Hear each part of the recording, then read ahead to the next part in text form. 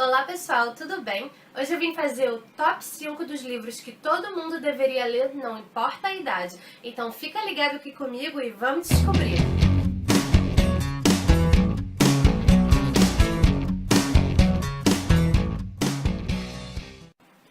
Então, para começar, eu não separei os livros por ordem de preferência, a ordem é totalmente aleatória.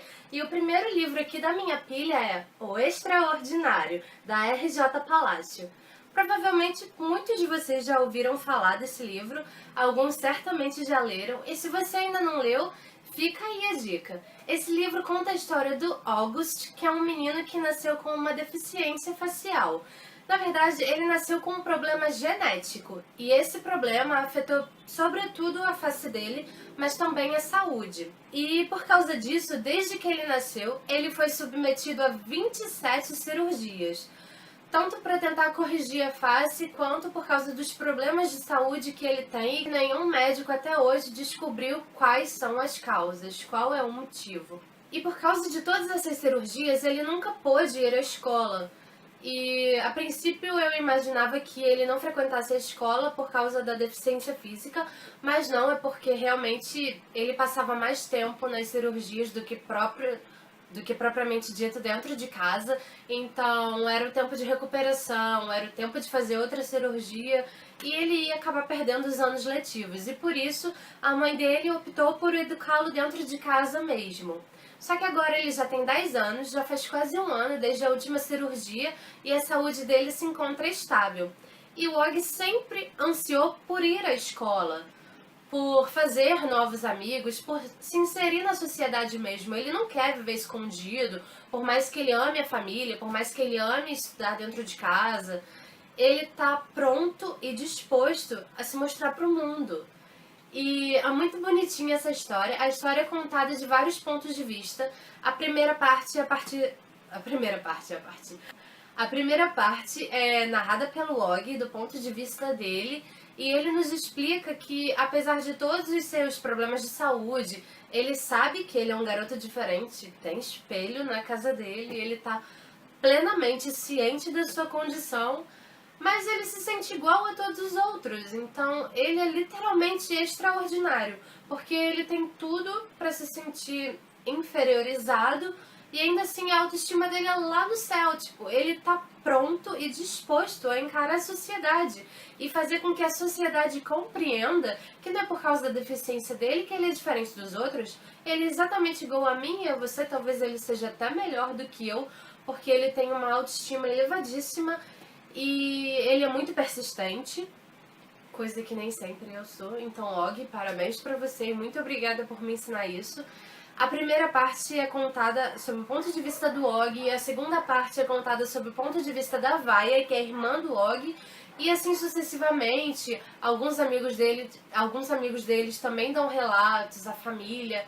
Então, o livro é dividido em diversas partes que nos apresenta pontos de vista diferentes sobre a situação do Og e sobre a situação da sociedade em si, de como a sociedade reage perante uma pessoa diferente.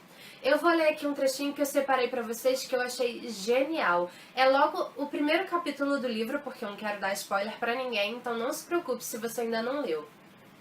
Eu não sou um garoto de 10 anos comum, quer dizer, é claro que eu faço coisas comuns, tomo sorvete, ando de bicicleta, jogo bola, tenho um Xbox, faço coisas comuns por dentro. Mas eu sei que as crianças comuns não fazem as outras crianças comuns saírem correndo e gritando do parquinho. Agora eu meio que já me acostumei com a minha aparência, sem fingir que não vejo as caretas que as pessoas fazem. Nós todos ficamos muito bons nisso. Eu, mamãe, papai e a Vaia. Na verdade, retiro o que disse. A Vaia não é tão boa assim. Às vezes ela fica muito irritada quando fazem algo grosseiro comigo. Por exemplo, naquela vez no parquinho, quando uns garotos mais velhos fizeram uns barulhos. E eu nem sequer sei que barulhos eram aqueles porque eu nem mesmo ouvi. Mas a Vaia ouviu. E simplesmente começou a gritar com eles. Esse é o jeito dela. Não é o meu. Ela não acha que eu seja comum. Diz que acha, mas se eu fosse comum, ela não precisaria me proteger tanto. Mamãe e papai também não acham que eu sou comum. eles me acham extraordinário. Talvez a única pessoa do mundo que perceba o quanto eu sou comum seja eu mesmo. E o Og, ele é sensacional. Ele é um menino que ele sabe das suas limitações, ele sabe que fisicamente ele é totalmente diferente dos outros, mas ele está disposto a se mostrar. E com apenas 10 anos ele está disposto a fazer com que a sociedade entenda que excluir pessoas como ele é totalmente errado. A Vai, a irmã dele, ela também é sensacional. Ela é uma irmã super protetora. Ela não tá nem aí pra aparência física do irmão dela. Afinal de contas, ele é o irmãozinho querido dela que ela tanto ama. Mas ao mesmo tempo, ela tá insegura de saber que a partir de agora ele vai ser educado numa escola comum como ela. Só que é um misto de preocupação, amor e um cadinho de medo também. Medo até por ela mesma. Porque até então ela frequentava a escola sozinha e ninguém sabia que o irmãozinho dela era defeituoso. E veja bem, a Vaia não é uma pessoa egoísta, ela tá realmente preocupada de saber como é que o mundo vai encarar o fato do irmão dela ser especial e como é que o mundo vai tratá-lo, porque tudo que ela não quer é que ele sofra. E eles são irmãos que se dão muito bem e isso me lembra um pouco também a relação que eu tenho com meu irmãozinho, que já é um homem velho, mas ainda assim é meu irmãozinho que eu vi nascer, que eu amo tanto. E as relações familiares nesse livro são lindas, as relações de amizade são lindas, o Og conquista bons amigos, pessoas assim superiores na sociedade, meninos de 10, 12 anos, que não estão nem aí para as aparências e que percebem o quanto o Og é sensacional, não importa qual é o formato do rosto dele, não importa qual é a cor dele, não importa qual é a religião dele, não importa quem ele seja, o importante é que o Og interior é extraordinário. E esses amigos o aceitam por quem ele é. Então é um livro de leitura quase que obrigatória, não importa a sua idade. Se você ainda não leu, deveria ler. E o segundo livro da minha lista é A Marca de uma Lágrima, do Pedro Bandeira. O Pedro Bandeira, como muita gente já sabe, foi o primeiro autor que eu li na vida. Sim, literalmente. Eu tinha 9 para 10 anos e eu ganhei o Grande Desafio, que é um livrinho do Pedro Bandeira e que foi o primeiro livro que eu li na vida. E ai, quanta felicidade de saber que o primeiro livro que eu li era de um autor nacional. Nossa, muito bom. E ele é um autor nacional de extrema qualidade. A Marca de uma Lágrima conta a história da Isabel, que é uma menina de 14 anos que tem baixíssima autoestima. Ela é o oposto do Og, do livro que eu acabei de contar. Ela tem baixíssima autoestima, ela se acha feia, gorda, cheia de defeitos, e o maior inimigo dela é o espelho, porque na opinião dela, o espelho faz questão de apontar todos os seus defeitos tão temidos e odiados. E eu não gosto muito de capa que mostra o rosto da personagem, mas essa capa é muito boa. Primeiro que essa menina aqui da foto, eu não sei se essa capa realmente foi planejada para esse livro ou se é banco de imagens, não faço ideia, mas a menina da foto condiz com as descrições da Isabel. Ela é realmente uma menina bem jovenzinha, de uns 13, 14 anos. E aqui, se vocês perceberem, parece realmente um espelho rachado. E a Isabel, ela realmente tem pavor de espelhos porque ela se acha ainda mais feia, ainda mais para baixo quando ela se olha no espelho. O livro começa com a Isabel sendo convidada para o aniversário de um primo muito distante, o Cristiano. Eles não têm muita afinidade, até porque eles não convivem muito, ele é realmente distante. Só que agora eles estão morando próximos e vão estudar na mesma escola, então ele a convida para o aniversário dele. E no aniversário, ela nem sequer lembrava mais da aparência do Cristiano, já faz um bom tempo que eles não se viam. E chegando lá, ela... Uau, tipo, meu primo é um gato. E tudo bem, porque é primo distante mesmo, então não tem problema. E ela se sente muito atraída pelo Cristiano, só que como a autoestima dela é lá no dedão do pé, ela fala, putz, não tenho a menor chance. E como ela foi convidada e provavelmente não conhece ninguém nesse aniversário, ela resolve chamar uma amiga pra acompanhá-la, a Rosana, eu acho. Isso, a Rosana. E chegando lá, ela percebe que a Rosana também tá super entusiasmada pelo Cristiano bonitão. E aí, como ela acha que ela é o cocô do cavalo do bandido, ela resolve ajudar a amiga a conquistá-lo e guarda seus sentimentos pra si. Mas enfim, ela acaba saindo daquela festa mais deprimida do que quando ela chegou. Aí passam uns dias, as aulas começam e chegando na escola, tadã! Agora o Cristiano estuda com ela. E aí ele a convida para um encontro, né, depois da aula, e o coração dela começa tudum, tudum, tudum. Meu Deus, será que ele realmente me percebeu? Será que eu tenho alguma chance? Será que eu não sou tão feia assim quanto eu acho que sou? E aí o Cristiano diz pra ela que tá encantado pela Rosana e que como ele sabe que elas são melhores amigas, ele gostaria muito da ajuda dela pra conquistar a garota. Pá! Por que os garotos têm que fazer isso? Que ódio, sério, já fizeram isso comigo. É o ó, garotos, não façam isso. Tenha autoestima suficiente para conquistarem as meninas por si só. Parem de pedir ajuda das outras meninas, porque vocês não sabem o que se passa na cabeça delas. Isso é o ó.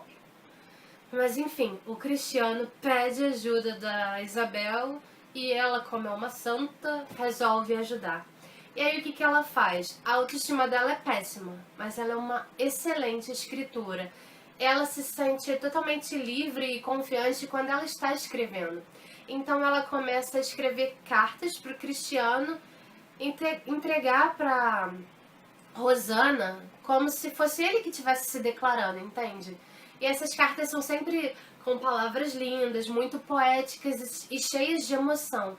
Inclusive, muitas das páginas foram molhadas com as próprias lágrimas da Isabel, que não conseguiu controlar a emoção enquanto escrevia. Nesse mesmo dia em que ele pede a ajuda dela, ela tá no laboratório de ciências, isso é depois da aula, né? Depois do expediente da escola. Ela tá no laboratório de ciências, escondida chorando suas amarguras, e eis que entra alguém desconhecido e ela se esconde atrás do balcão.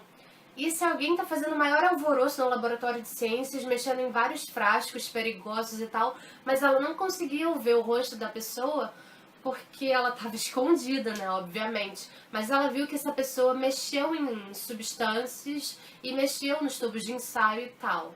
Pouquíssimo tempo depois, surge a notícia de que a diretora da escola cometeu suicídio.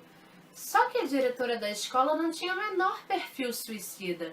E como ela se lembrou desse episódio, né, da pessoa mexendo nos frascos no laboratório de ciências, ela começou a juntar uma pista com a outra e chegou à hipótese de que talvez a diretora tenha sido assassinada friamente e que foi tudo parte de um plano para que parecesse que ela cometeu suicídio. A Isabel, ela é uma garota muito depressiva, ela não acredita em si mesma, mas a partir do momento em que a diretora começa a ser acusada de uma coisa que ela provavelmente não fez, ela mergulha mesmo nesse mistério e toda essa curiosidade, ao mesmo tempo vontade de fazer o que é certo, meio que a liberta dessa depressão.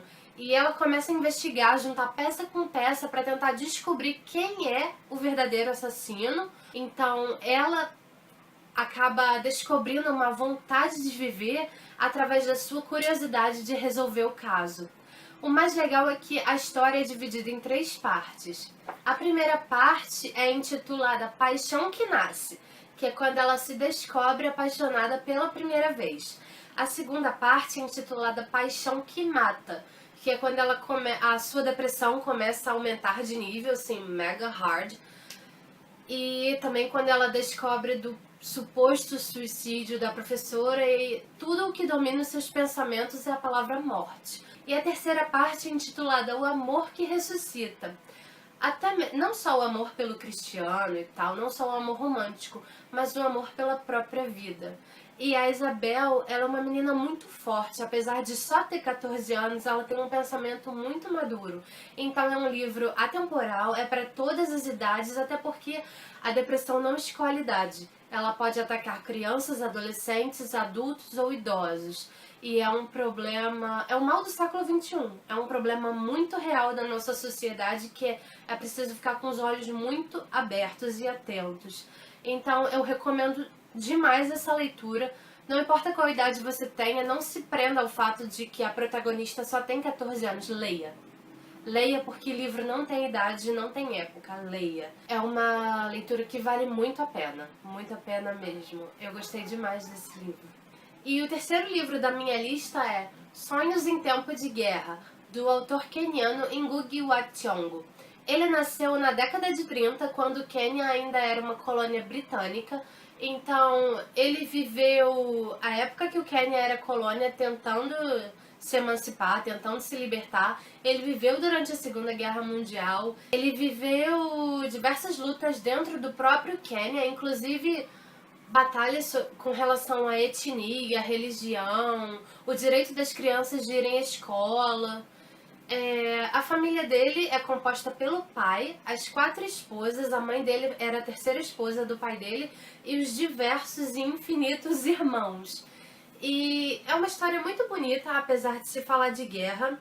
O Ngugi conta de uma forma muito pura e delicada todas as memórias que ele tem desse tempo de guerra.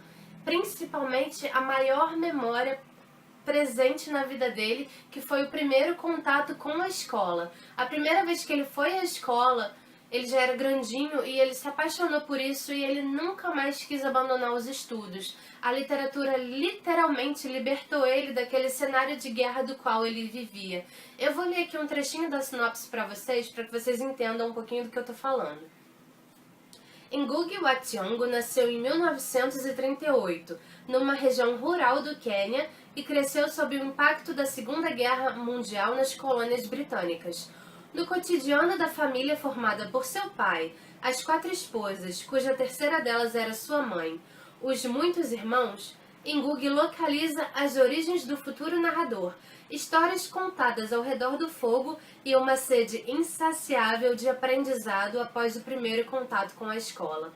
As particularidades políticas e sociais da vida sob o colonialismo, a conflituosa relação entre uma classe média cristã emergente e os povos rurais, e a influência da luta armada pela independência na própria vida e na dos próximos, são habilmente costuradas a uma poderosa imaginação infantil.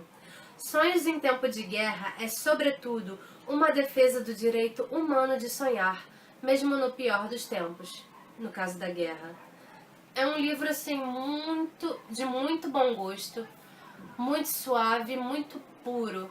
É literalmente a visão de uma criança que cresceu no meio da guerra, que viu seus irmãos não tendo, muitos dos seus irmãos não tendo a mesma oportunidade que ele teve de estudar, que viu muitos dos seus amigos e familiares sendo humilhados pela classe média branca. E mesmo assim, ele nunca perdeu a esperança, ele nunca perdeu a vontade de sonhar, nunca perdeu a pureza e a inocência de uma criança. É muito diferente, por exemplo, do Diário de Anne Frank, porque Anne Frank era praticamente uma adulta num corpo de uma criança. O Ngugi não, ele conta as suas memórias de infância com o olhar literalmente de uma criança. Ele é muito maduro para sua idade, até porque no Quênia as crianças são obrigadas a amadurecer rapidamente, mas ainda assim ele não perde nem um pouco a vontade de sonhar e de lutar pelo que ele acredita ser justo. E ele também luta muito pelo direito de estudar, coisa que nem todas as crianças tiveram e até hoje não tem. Então ele se sente um felizardo e por isso ele decide ser a voz dessas crianças que não têm voz. Porque, fala sério, esse livro é da editora Globo, é de fácil acesso no Brasil. É um livro de fácil acesso, mas que pouca gente conhece.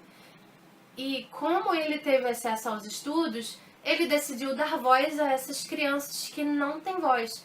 Porque muitos de nós não fazemos ideia da realidade do Quênia.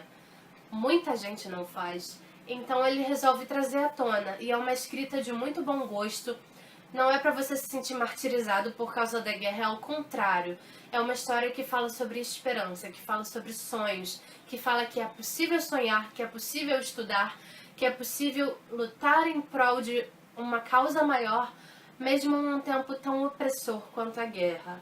É uma leitura que abre muito a nossa mente, não só para o que aconteceu na Segunda Guerra Mundial, mas para o que acontece em todos os tempos de opressão que as pessoas são submetidas. É uma leitura muito linda, que mudou muito o meu jeito de pensar e que me fez pensar um pouquinho mais na realidade do mundo e não só na minha realidade, no meu próprio umbigo. Então eu super aconselho esse livro, Sonhos em Tempo de Guerra. E o quarto livro da minha lista é As Vantagens de Ser Invisível. Esse livro nos conta a história do Charlie, que é um menino super introspectivo, tímido, quieto, calado no canto dele. Na verdade, o título em inglês fala de wallflower, e wallflower não significa exatamente invisível, mas uma pessoa que prefere ser observadora. É aquela pessoa quieta, no canto dela, que gosta de observar tudo ao seu redor. E o Charlie é exatamente assim. A história começa em 1991, com o Charlie escrevendo cartas para um remetente desconhecido. Todos os capítulos são escritos em cartas e o remetente nos é desconhecido, o que nos dá sempre a impressão de que o Charlie está escrevendo essas cartas pra gente e nos ajuda a mergulhar mais no universo do livro e fazendo com que a gente compreenda ainda mais a situação do personagem. Foi até um pouco difícil terminar essa leitura e fechar a última página porque eu já estava me sentindo melhor amiga do Charlie, sabe? Sentindo as dores dele, vibrando. Essas cartas são o grande diferencial da escrita do autor. O Charlie, ele na infância passou por um trauma muito grande que até então nos é desconhecido, mas ele tem problemas psicológicos e ele não consegue fazer nenhum amigo por causa disso. E o livro começa ele entrando no ensino médio, né, que seria o high school nos Estados Unidos. E entrar no ensino médio e adentrar a adolescência por si só já é uma fase meio complicada da vida, principalmente quando não se tem nenhum amigo. E o Charlie, ele é muito recluso, ele tem medo de fazer amigos, medo de se envolver com outras pessoas e talvez não ser tão correspondido assim. O único amigo que ele tem na escola é o professor de inglês. E esse professor é um cara até bem legal e participativo na vida do Charlie. Ele percebe que o Charlie precisa de uma motivação para se arriscar mais, para viver mais. E esse professor dá várias indicações de livros clássicos e contemporâneos que ele acredita que tem a ver com a realidade que o Charlie está vivendo. E aí a obrigação do Charlie seria ler e analisar esses livros e entregar alguns trabalhos complementares só para o professor ver que ele realmente leu, que ele entendeu a mensagem do livro. E o Charlie, ele embarca nessa de tal maneira que ele acaba chegando à conclusão de que a cada livro lido, ele descobre o seu livro favorito no mundo inteiro. Então ele, que até então não achava a menor graça na vida, de repente começa a sentir o gosto de viver através da literatura. E essa é uma das mensagens mais bonitas do livro. Dado um certo momento, o Charlie, óbvio, ele começa a fazer amigos. E é nesse instante em que o Patrick e a Sam entram na vida dele. O Patrick é um menino diferente, descolado, gente boníssima, super engraçado, muito extrovertido, o oposto do Charlie. E ele leva no pacote uma irmã de criação, que é a Sam. E a Sam também é super descolada, mas é mais moderada do que o Patrick. O Patrick é... E esses amigos entram na vida do Charlie como uma luva, porque trouxeram pra ele, pro dia a dia dele, a alegria e a motivação que estavam faltando. E, na verdade, esses dois são irmãos de criação, e eles meio que adotam o Charlie como se fosse o terceiro irmão da trupe. Só que não demora muito pro Charlie não se sentir mais tão irmão assim da Sam. Ele começa a nutrir sentimentos muito bonitos por ela, não é só do tipo, ai, só gostosa, vem cá. Não, o Charlie é um garoto muito sensível, muito intenso. E ele gosta da Sam por tudo que ela é e por tudo que ela representa na vida dele. Só que a Sam é um ano mais velha, ela tem namorado, ela já tá com a cabeça pensando na faculdade, enquanto ele acabou de entrar no ensino médio. Os propósitos de vida dela são outros, e o Charlie ainda é um garoto, de certa forma, inocente, ingênuo, que acabou de entrar na adolescência e não sabe nada do mundo. Mas ela adora ele como amigo, ela adora a presença dele, adora estar ao lado dele, só que talvez não da forma como ele gostaria. E o Patrick, ele tem todas as particularidades dele que eu talvez não deva contar porque seria um spoiler. Aliás, esse filme já tem adaptação cinematográfica, Inclusive, a minha versão do livro é com a capa do filme, que por um lado é bom porque eu amo o Logan e a Emma Watson, mas por outro lado é meio chato, porque quando eu lia, eu não imaginava o Charlie e a Sam com essa aparência física. O Patrick vai lá, até condiz, eu não conhecia esse ator, mas acabei adorando o trabalho dele. Mas a Emma Watson pode ser diva maravilhosa, interpretou muito bem a Sam, mas eu não imaginava a personagem com essa aparência. Então é por isso que eu não gosto muito de livros com a capa de filmes, porque meio que limita a minha imaginação. Mas tudo bem, eu não fico nem um pouco chateada de ter o Logan na minha estante. Ao longo do livro, ao longo dessa troca de cartas com o leitor que somos nós vamos descobrindo que o Charlie se permite mais viver e ele entra de cabeça na adolescência. Com esses amigos, entram na vida dele outros amigos não tão verdadeiros e íntimos quanto esses, mas eles abrem as portas para novas amizades. Aí entra também o romance. Meu Deus, meus vizinhos estão se matando, só pode. Aí entra também o romance, as drogas, o sexo, o rock and roll e tudo mais que envolve a adolescência norte-americana. E por um lado é bom, porque ele está se permitindo viver, mas por outro não é tão bom, porque, como eu já disse no início, o Charlie tem alguns probleminhas de saúde. Ele tem um grande trauma de infância que, a princípio, é uma grande nuvem nebulosa que ninguém sabe exatamente o que é, nem a família dele, e a gente vai descobrindo muito aos pouquinhos sobre isso. E aí, entrar de cabeça nesse mundo, dar tudo de si, meio que faz com que ele trave, e aí ele acaba tendo alguns apagões, e não se lembra muito do que aconteceu, e acaba sofrendo um pouco. Mas o Charlie não é um garoto depressivo, a história não é triste. Na verdade é uma história muito legal de descoberta, de aventura, e eu gostei muito de ter lido esse livro. Nos passa também uma ótima mensagem sobre viver a vida, um passo de cada vez, se permitindo viver, se permitindo descobrir. E vale muito a pena. Ao descobrir um pouco mais sobre a vida do Charlie, a gente acaba descobrindo um pouco mais sobre a nossa própria vida. Então é um livro que acaba sendo uma autorreflexão, e o Charlie, o final é um pouco triste, mas não é nada trágico, e é muito bonito de se entender toda a mensagem do livro. Talvez alguns acontecimentos não tenham sido tão necessários assim, mas se o autor achou necessário, fazer o quê? Mas é uma obra que, no geral, ela é muito boa, ela é muito cativante, muito comovente, que tem boas lições a nos ensinar, e foram momentos muito prazerosos que essa leitura me proporcionou. Então, super indico, e vocês deveriam ler As Vantagens de Ser Invisível. Eu acredito que a maioria já tenha visto o filme, mas se por acaso você não viu o filme, leia o livro primeiro, porque o filme, bem ou mal, ele é muito próximo da história do livro. Então, se você assistir o filme primeiro, você já vai ter spoilers do que realmente vai acontecer com Charlie. Então, se você tiver a oportunidade de ler o livro primeiro, faça isso. Mas se você já viu o filme, como eu, por exemplo, acabei assistindo o filme primeiro, também não tem problema nenhum, porque o livro é muito mais profundo e a gente conhece muito melhor o Charlie através das páginas, então é uma leitura que vale a pena. E o último livro da minha lista é A Gramática do Amor, da Rocío Carmona, que é uma autora de Barcelona.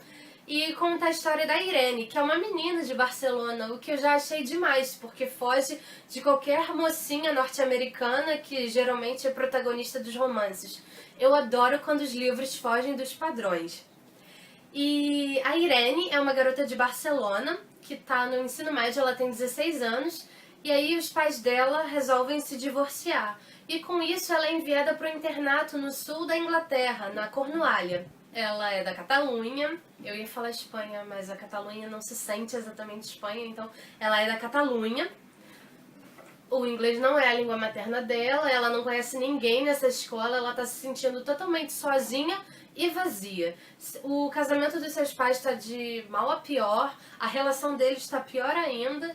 E para ela não sofrer com isso, o pai dela resolve a mandar para esse internato na Inglaterra, que seria uma forma de ela ficar meio que distante disso e ter somente lá os pais para ela, sem precisar participar das brigas, discussões e partilhas de bens. E essa parte que é chata pra cacete no divórcio. O que eu achei bem legal da parte deles, mas parece que ela não achou muito legal, já que ela tá super enfurecida por ter sido tirada dessa terra natal e ter sido enviada para uma terra desconhecida, que não fala o idioma dela, apesar dela falar muito bem inglês, e numa escola onde ela não tem nenhum amigo. Aí, chegando nessa escola, como é um internato, ela divide quarto com uma menina cujo nome eu esqueci, porque eu sou péssima para lembrar nomes. Mas essa garota até que é bem legal, a recebe de braços abertos e ela é super extrovertida e acabam fazendo uma boa amizade. E essa garota a apresenta para outras pessoas da escola, né? Uma forma de fazer com que a Irene interaja e consiga fazer novos amigos. Aí entra o crush. Irene conhece Liam e Liam é simplesmente deslumbrante. Pensa aí num atorzinho britânico lindo e maravilhoso, desses de menos de 20 anos, que você terá mais ou menos na sua mente a imagem de Liam. Ele é lindo, deslumbrante, galanteador e convida Irene para sair. Quem diria que em pouquíssimo tempo ela conseguiria chamar a atenção do garoto mais bonito da escola. Pois é, coisas que até Deus duvida. E aí Irene tá deslumbrante, esquecendo todo o seu sofrimento que ela deixou lá em Barcelona, tá começando a interagir com a vida na Inglaterra, e o que acontece? Ela descobre que simplesmente Liam é um babaca, e ela é apenas mais uma das 10 garotas com quem ele sai. Sim, Liam, seu idiota. Não gosto de você. E aí, todo esse sofrimento mistura na cabeça e no coração da garota. Ela começa a chorar, os olhos ficam embaçados com as lágrimas e ela sai correndo da escola. Uma coisa que eu não disse é que esse internato fica no topo de um rochedo e a fronteira dele é um precipício. E Irene saiu da escola correndo com os olhos turvos pelas lágrimas e está chegando na fronteira do precipício. E o professor dela de gramática da língua inglesa, né, professor de inglês dela, estava lendo do lado de fora no jardim da escola e, de repente, eis que essa aluna passa correndo nos olhos dele.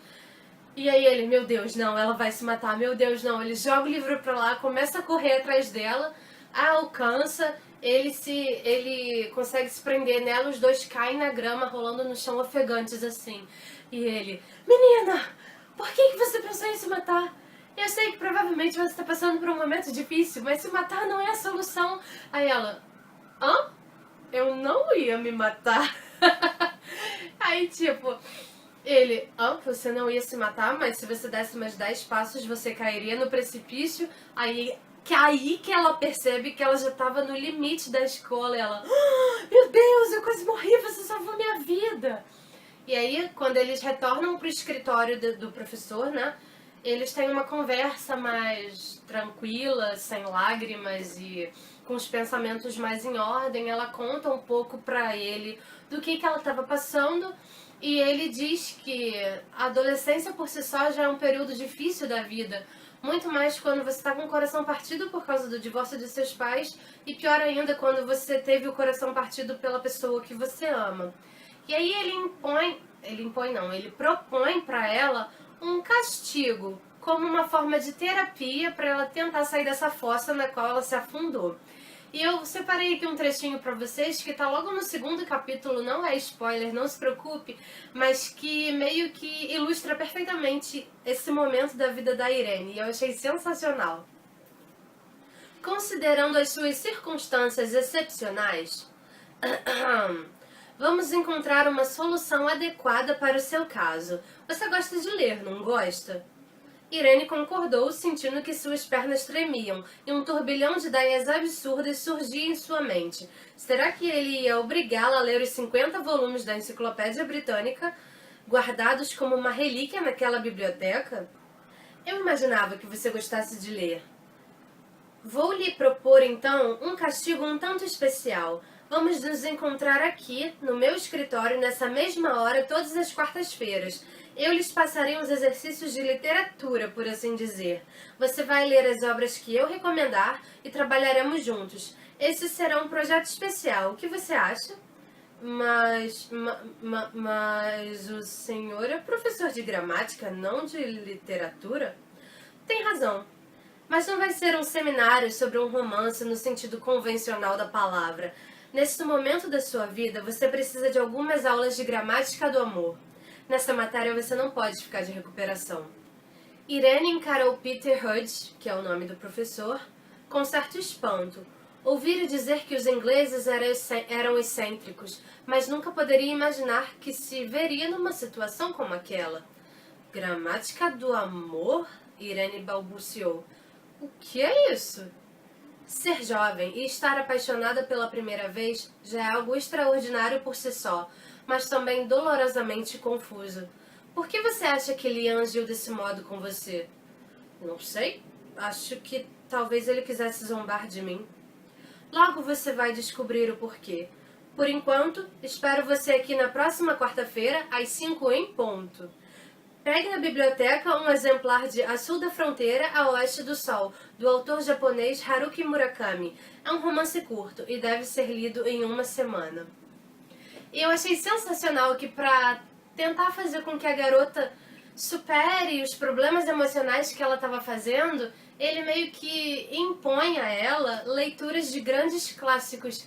E a primeira leitura já é logo de um autor japonês sensacional, extremamente profundo, e um livro muito emocionante. E a cada capítulo, Irene vai lendo e analisando uma obra de um grande clássico da literatura universal.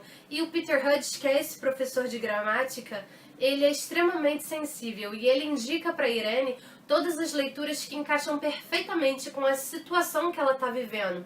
Então ele indica Charles Dickens, ele indica Charlotte Brontë, ele indica Jane Austen, ele indica vários autores clássicos dos quais ela até então não tinha se permitido ler e que naquele momento da vida dela fizeram todo sentido e a ajudaram a superar aquela situação, leitura após leitura. Então não é só um livro sobre decepções amorosas, não é só um livro sobre adolescência, é um livro sobre como a literatura é super poderosa para transformar vidas. E é uma leitura que deveria ser obrigatória nas escolas, porque qual é? A Irene é uma jovem de 16 anos. Eu, por acaso, da adolescência adorava ler clássicos e lia sem grandes problemas, mas os clássicos não são nem de longe os livros preferidos dos jovens. E esse livro tem uma intertextualidade poderosíssima. E se você é professor de literatura, por exemplo, poderia indicar para os seus alunos, para eles verem o quanto os clássicos podem ser interessantes e atemporais. O importante é ler sem preconceitos. Foi isso que a Irene fez e tudo fez muito sentido na vida dela. Então, pode ser uma grande descoberta do quanto os clássicos são legais. Eu adorei demais todos esses livros que eu indiquei nesse vídeo. Desculpa porque o vídeo ficou meio longo, acho que eu me empolguei. Eu me empolgo quando eu falo de coisas boas. E se você gostou, deixa um comentário aqui pra mim. Se você conhece algum livro extremamente incrível que mudou a sua vida, deixa uma sugestão que eu vou adorar ficar sabendo, eu vou adorar conhecer e ler. E não se esqueça de se inscrever aqui no canal e a gente se vê no próximo vídeo. Tchau!